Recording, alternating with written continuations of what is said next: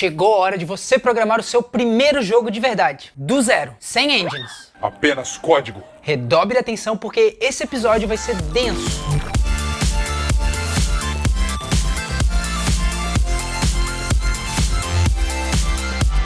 Pong foi o primeiro jogo lançado pela Atari em 1972 e gerou milhares de dólares de lucro para a empresa. É incrível que menos de meio século depois, aqui estou eu, apenas um programador, ensinando gratuitamente milhões de pessoas a desenvolver o mesmo jogo em apenas alguns minutos. This is called technology. Or gravity. Vamos lá, sem enrolação. Eu vou usar aqui o Visual Studio Community 2019.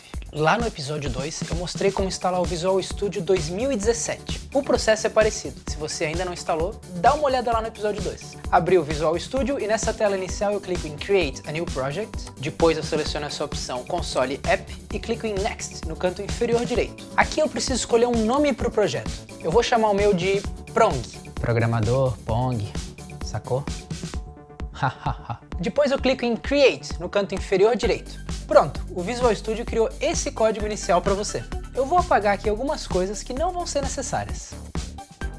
Eu sei que você não aguenta mais ver aquele console do Windows com textos. Então agora deu de console. Você vai criar a sua primeira janela, onde você vai poder desenhar dentro. E é nela que vamos desenhar nosso jogo. Para criar essa janela, nós vamos usar a biblioteca chamada OpenTK, que eu mencionei lá no episódio 1. Para usar a OpenTK, faça o seguinte. Nessa área chamada Solution Explorer, clique com o botão direito aqui em References, depois clique em Manage NuGet Packages. Agora clique em Browse e digite OpenTK nessa caixa de texto. É o primeiro resultado que aparece. Basta selecionar e clicar em Install aqui na direita. Clique em OK nessa janela e depois feche essa aba e volte para o código. Agora eu vou escrever o código que vai de fato criar a nossa primeira janela.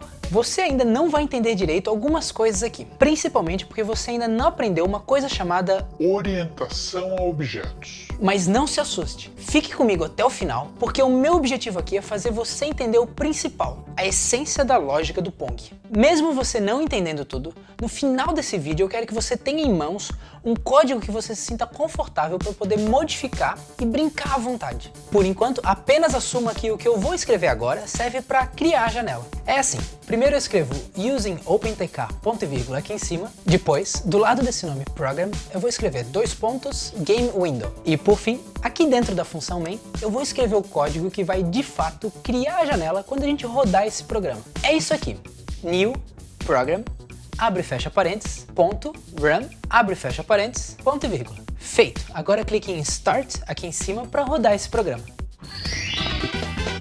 Parabéns, você criou a sua primeira janela. Isso não é mais aquele console do Windows onde você só podia escrever texto. Como eu disse antes, nessa janela você pode desenhar. E é exatamente isso que nós vamos fazer agora. Prepare-se porque você está prestes a desenhar o seu primeiro pixel.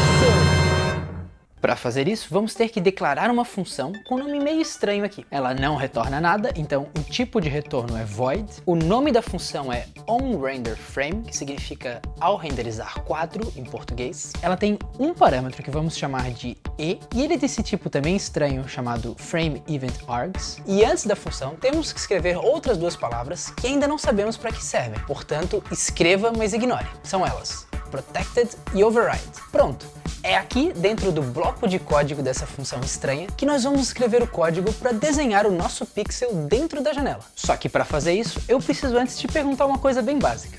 Onde?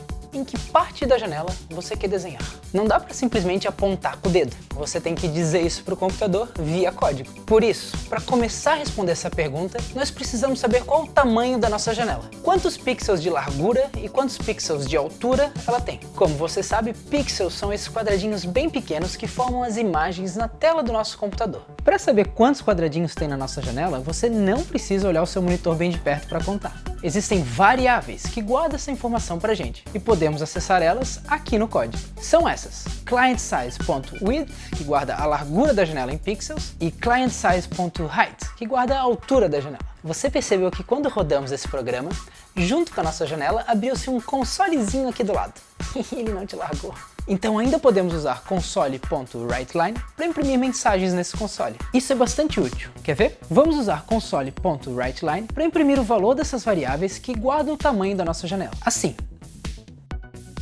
Mas note que o Visual Studio está reclamando dessas partes. Ele vai te dizer que está faltando uma referência para System.Drawing. Basta clicar com o botão direito aqui e ir em Quick Actions and Refactorings, e depois em Add Reference to System.Drawing. Agora você consegue rodar o programa. Veja o que está sendo impresso aqui no console. 640 e 480. Então 640 é a largura e 480 é a altura da nossa janela. E esses valores mudam se você redimensionar a janela. Olha só que divertido. Beleza, sabemos o tamanho da janela, mas como desenhamos ali dentro? O OpenTK nos dá acesso a funções de uma coisa chamada OpenGL. Para desenhar dentro da janela, nós vamos escrever algumas chamadas para essas funções do OpenGL. Eu não quero que você se preocupe com o OpenGL nesse episódio. Nós vamos aprender isso mais pra frente. Pense no OpenGL apenas como a nossa ferramenta de desenho. Por enquanto, eu vou te dar um código pronto aqui, que serve só para configurar a área de desenho dentro da janela. Primeiro, para poder usar essas funções do OpenGL, eu escrevo using opentk.graphics.opengl aqui em cima. Depois, eu escrevo esse código aqui dentro da função onRenderFrame.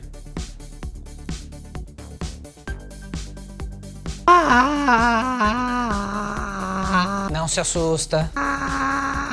Fica tranquilo, ignore esse código. Isso é só uma receita de bolo com instruções que você ainda não entende. E por enquanto, não precisa entender. Escreva isso ali e ignore. Agora, olhe novamente para nossa janela. Sabemos que ela tem 640 pixels na horizontal e 480 pixels na vertical. Precisamos ter uma forma de falar sobre pontos dentro dessa janela. Por exemplo, um ponto aqui. Como descrevemos a posição dele na janela? Ou seja, precisamos de um sistema de coordenadas. Para isso, vamos usar o conceito de plano cartesiano, lá da sua aula de matemática. Vamos imaginar que existe um plano cartesiano aqui na nossa tela, formado por dois eixos, que vamos chamar de eixo X na horizontal e eixo Y na vertical. Esses eixos se encontram aqui no centro da janela. Dizemos que esse centro é a origem do nosso Espaço bidimensional. ou simplesmente é o ponto que tem coordenadas 0 no eixo X e 0 no eixo Y, ou o ponto 0, 0 para os íntimos. Escrevemos assim: o valor da coordenada X vem aqui primeiro, e depois o da coordenada Y. Se o ponto aqui no centro tem coordenada 0 em X, então um ponto bem aqui na direita tem coordenada 320 em X, porque 320 é metade de 640, que é a largura da nossa janela. Já um ponto lá do outro lado, na esquerda, tem coordenada menos 320 em X. O mesmo pensamento vale na vertical, para o eixo Y. Um ponto bem aqui, na metade da metade dos dois eixos, tem coordenadas 160 em X e 120 em Y. Acho que você entendeu. Esse é o conceito mais avançado de matemática que você precisa saber para entender a implementação do Pong. Nada difícil, né? Agora vamos finalmente desenhar algo na janela. Eu quero desenhar um quadrado. Para fazer isso, depois dessa linha que começa com gl.clear e antes dessa que está escrito swap buffers, eu escrevo uma chamada para a função gl.begin, passando o parâmetro primitiveType.quads. Isso é só para dizer para o OpenGL que eu vou começar a desenhar um quadrado. Sempre depois de um gl.begin, precisa existir uma chamada para a função gl.end. Assim.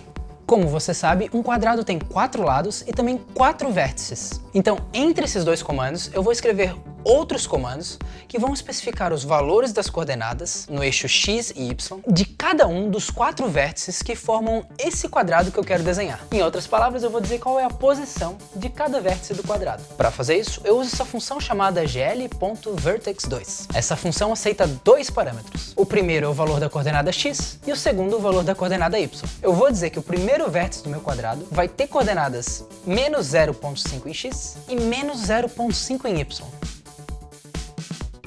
O segundo vértice do quadrado vai ter coordenadas 0.5 em X e menos 0.5 em Y. O terceiro, 0.5 em X e 0.5 em Y. E o último, menos 0.5 em X e 0.5 em Y. Note que o centro desse quadrado está no ponto 0, 0. Roda esse programa agora para ver o que acontece. Parabéns! Você desenhou seu primeiro pixel! Que orgulho!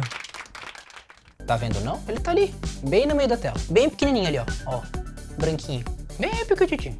É um pixel. Você esperava o quê? Os lados desse quadrado que nós desenhamos têm tamanho 1 pixel. Isso porque as coordenadas dos vértices adjacentes vão sempre de menos 0,5 até 0,5. Agora, e se a gente quiser desenhar esse mesmo quadradinho em outro lugar da janela? Digamos que na posição menos 100 em x e 200 em y. Seria mais ou menos aqui. É simples, basta a gente subtrair 100 de cada coordenada x dos vértices do quadrado e somar 200 em cada coordenada y. Assim. Dizemos que transladamos o centro do quadradinho, que estava na posição 0, 0, para a posição menos 100 e 200.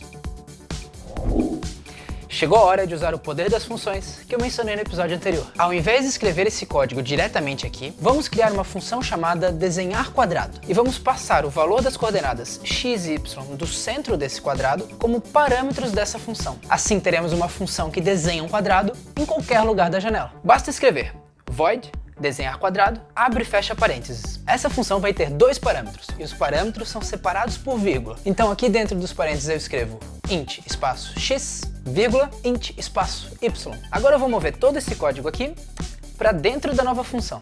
E vou também trocar esses valores menos 100 e 200 para usar os parâmetros da função. E por último, adiciono aqui uma chamada para essa função. Pronto, agora temos uma função para desenhar mini quadrados brancos em qualquer lugar da janela. Saca só, além desse quadrado na posição menos 100 e 200, eu quero desenhar um outro na posição, sei lá, 50 e menos 30. Basta escrever outra chamada para essa função, passando 50 e menos 30 como parâmetros. Veja só, se rodarmos esse programa, agora temos dois quadradinhos na tela. Só que esses quadradinhos estão muito pequenininhos, nem com óculos eu enxergo direito.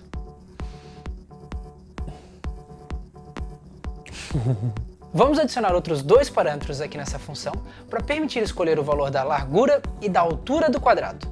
Bem, um quadrado, por definição, tem 4 lados iguais. Portanto, se a nossa função permite escolher valores diferentes para a largura e para a altura, o que estamos desenhando aqui é, na verdade, um retângulo. Por isso, eu vou mudar o nome dessa função para desenhar retângulo. Beleza, e como usamos esses valores de largura e altura aqui nos vértices do quadrado? Esqueça por enquanto esses parâmetros x e y. Volte para o código onde estávamos desenhando um quadrado com um lado de tamanho 1 e centro na posição 0, 0. Digamos que queremos desenhar um retângulo de largura 10 e altura 5, por exemplo. Para obter um retângulo de largura 10, note que basta multiplicarmos os valores dessas coordenadas x por 10, porque menos 0,5 vezes 10 é menos 5, e 0,5 vezes 10 é 5. Assim, a coordenada x de todos os vértices desse retângulo irão de menos 5 a 5, o que nos dá uma largura de 10. O mesmo processo no eixo y, basta multiplicar cada uma dessas coordenadas por 5 para obter uma altura de 5. Mas ao invés de multiplicar por 10 e 5, vamos multiplicar pelos valores desses novos parâmetros, largura e altura.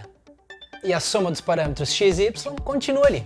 Como você aprendeu na aula de matemática, a multiplicação tem maior precedência do que a soma. Isso significa que aqui o computador vai primeiro multiplicar e depois somar. Num linguajar de computação gráfica, dizemos que primeiro escalonamos o nosso quadrado e depois transladamos o centro dele. Parabéns! Agora você tem uma função que pode desenhar retângulos de qualquer tamanho em qualquer lugar da janela. Que tal desenhar esses retângulos?